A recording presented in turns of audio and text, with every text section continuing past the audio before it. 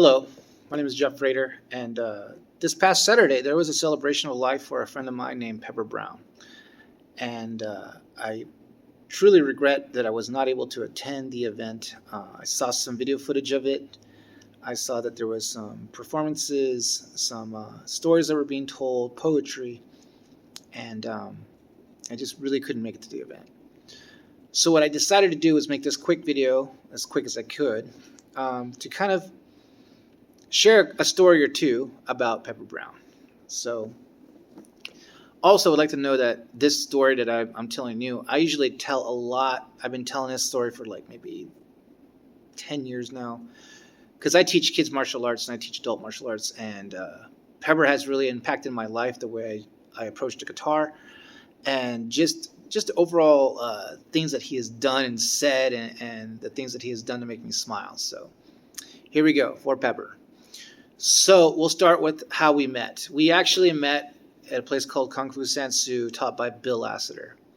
And at the time, I was a black belt, and Pepper had just transferred from a different school, and he was a green belt. And he came in, and I noticed him right away because he's a little bit larger of a guy, and he had glasses, he had long hair, and sometimes they have in a ponytail.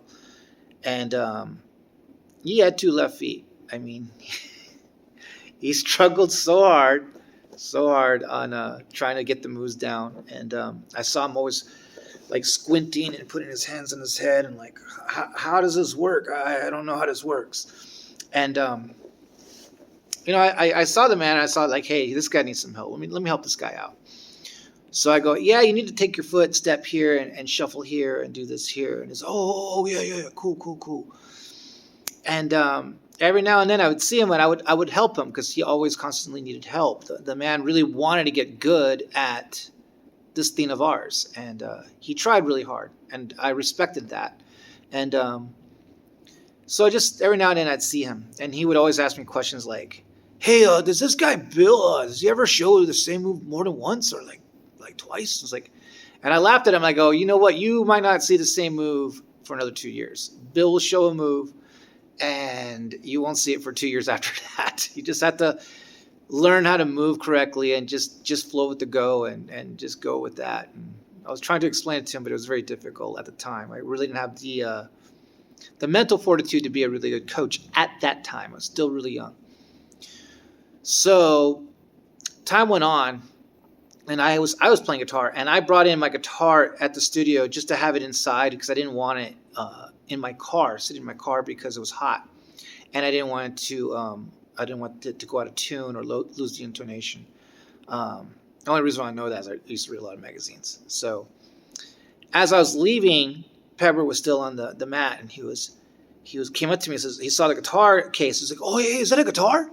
I go, yeah, it's a guitar. He's like, yeah. He's like, oh, you play? Like, I do my thing. I recorded an album, blah, blah, blah. So it's just, making small talk with the guys like, hey, I give lessons. And I'm like, oh, do you? So you gotta understand, here's this man who has two left feet, and he's trying to figure out how to do kung fu, and he's telling me he gives guitar lessons. I'm like, okay, that's nice. That's nice.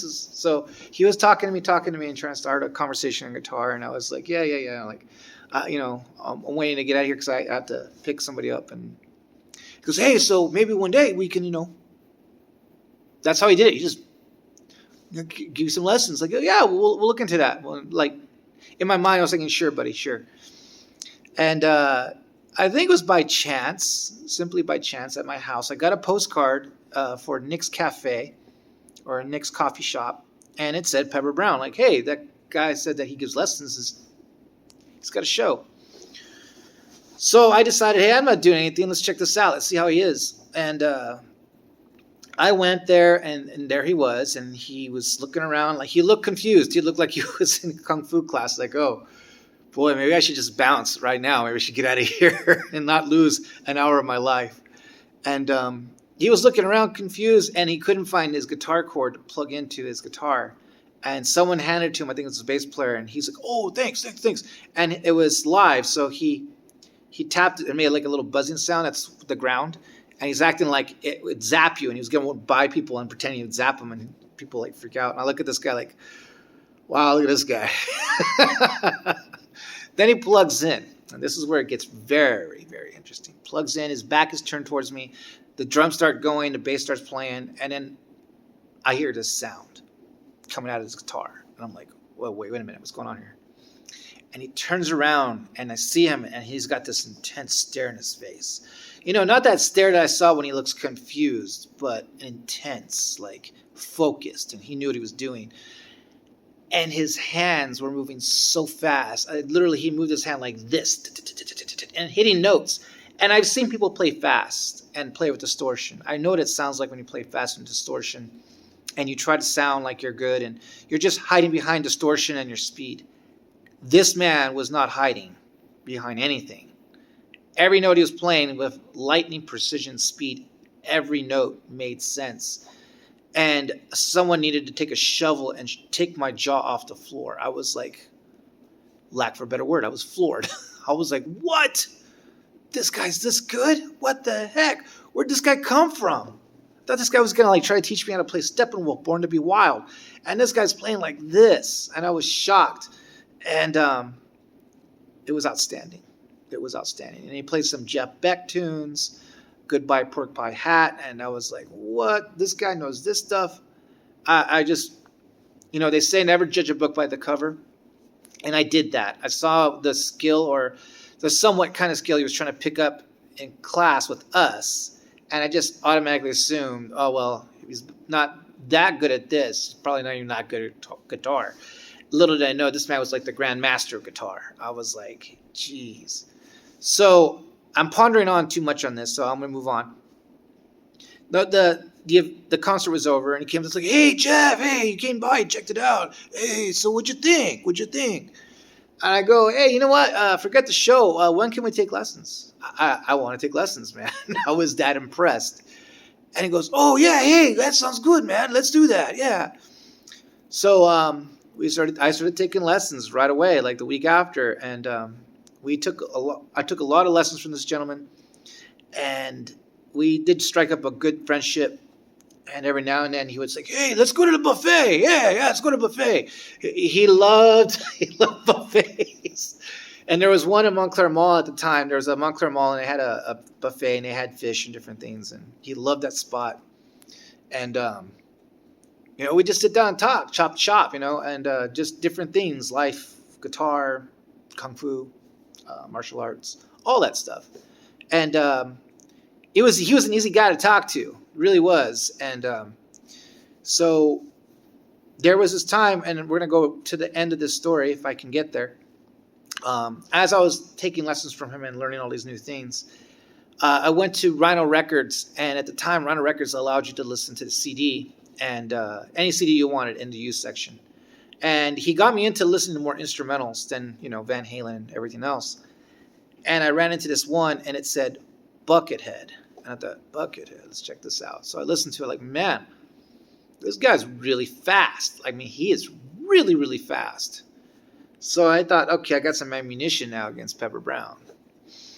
So we're taking our lesson, we're doing our thing, and I'm really having a hard time doing this lick or this run or whatever you want to call it, riff. And he was trying to show me this, and man, I couldn't get it. And I was really getting frustrated. And he goes, Jeff, calm down. Think. Kung Fu. Shuffle sidekick, Jeff. Brr. Man, he knew how to teach you in a way that made it sense. I mean, he put it in terms that I understood. Shuffle sidekick. It's when you take your foot, step across, and you kick someone. And for some reason, he knew and I knew that would make sense, and I was able to hit that run. And so that was his superpower, how to communicate to people in a way that made sense. And so the lesson was pretty much over, and I go, hey, Pebber, I want to tell you, man, I think I found someone that's a little faster than you on guitar.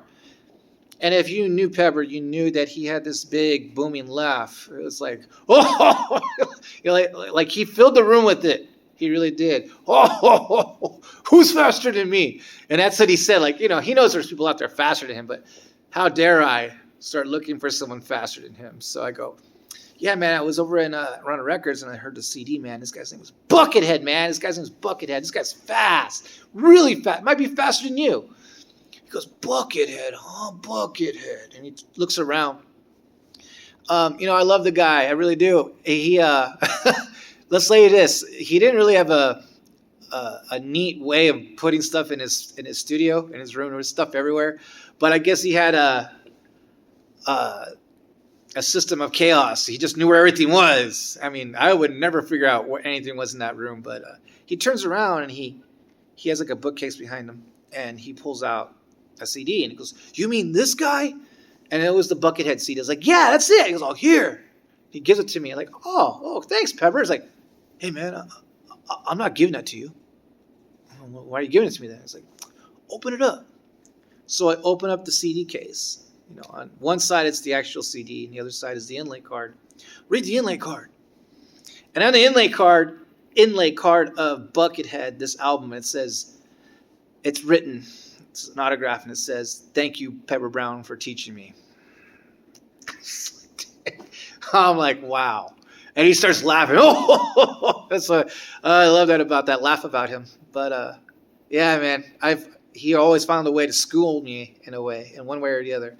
So the last time I saw Pebber Brown was I invited him to come hang out with me at this place called Limericks. It was a sports bar in Upland, and it was the UFC. And we got to hang out with Anna. She's a really high-level Gracie Jiu-Jitsu black belt who is pretty famous in the Jiu-Jitsu world. So it was her. I mean, it was just by chance she's sitting next to us, but he thought it was kind of neat.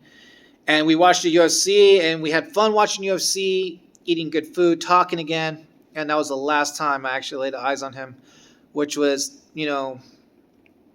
too long. And I did talk to him shortly after this pandemic was starting to come to a close, because one of my students wanted to, he got into the whole music thing too, and he asked me about recording.